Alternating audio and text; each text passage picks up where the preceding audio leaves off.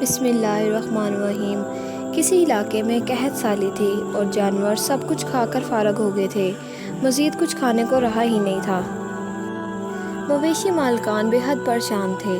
اس دوران ایک مسجد کے مولوی نے جمعے کے خطبے میں نہایت یقین کے ساتھ یہ بات بتائی کہ اللہ کا نام لے کر یعنی بسم اللہ الرحمن الرحیم پڑھ کر دریا کو حکم دیا جائے تو وہ بھی نافرمانی نہیں کرتا۔ یہ چرواہے کا شاید پہلا جمعہ تھا۔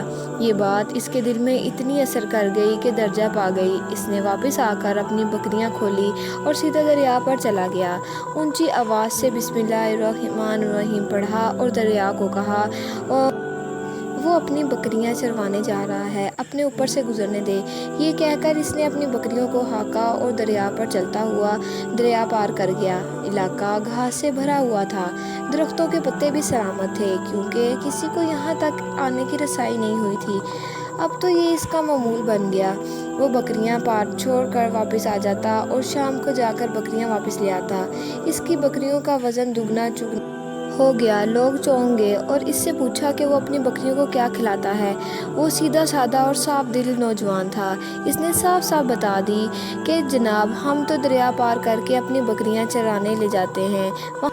وہاں سب نے اس کی بات سنی مگر کسی نے یقین نہیں کیا کیونکہ یہ ناقابل یقین بات تھی۔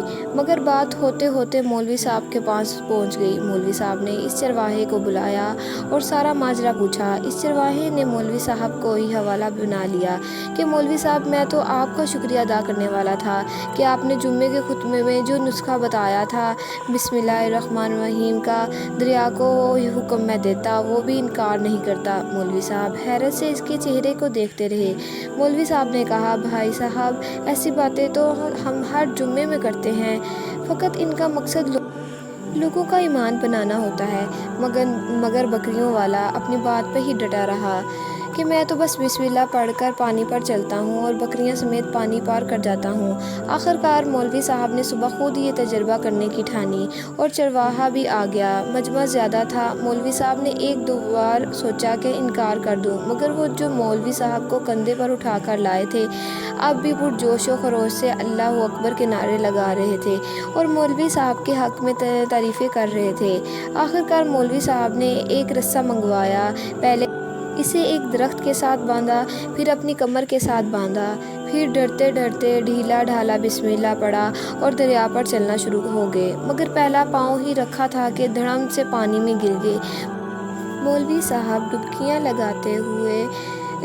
لگانے لگے اور پانی کے بہاؤ میں بہنا شروع ہو گئے۔ لوگوں نے کھینچ کھینچ کر باہر نکالا۔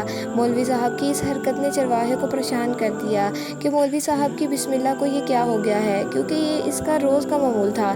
اس کے اپنے یقین میں کوئی فرق نہ آیا۔ اس نے بسم اللہ کہہ کر بکریوں کو پانی کی طرف اشارہ کیا اور خود ان کے پیچھے چلتا ہوا بکریوں کو دریا پار چھوڑ کر واپس بھی آ گیا۔ لوگ اسے ولی اللہ سمجھ رہے تھے اور اس کے حق میں نعرے لگانے لگے مگر وہ سب سے بے نیاز سیدھا سادہ انسان تھا۔ وہ مولوی صاحب کے پاس پہنچا اور کہا مولوی صاحب میں اب آپ کی بسم اللہ کی تعریف سے کافی پریشان تھا مگر پانی پر چلتے ہوئے مجھے آپ کی بسم اللہ کی بیماری کا پتہ چل گیا۔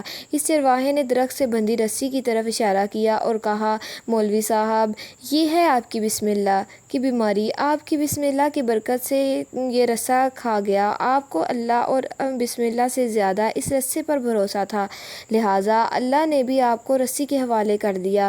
مولوی صاحب آپ بھی کمال کرتے ہیں، میں نے آپ کے منہ سے سنا اور یقین کر لیا اور میرے اللہ نے میرے یقین کی لاج رکھ لی، مگر آپ نے اللہ کا کلام سنا مگر یقین نہیں کیا، لہٰذا آپ کو اللہ نے رسوا کر دیا۔ محترم عزیز ساتھیو، یہی کچھ ہمارا حال ہے۔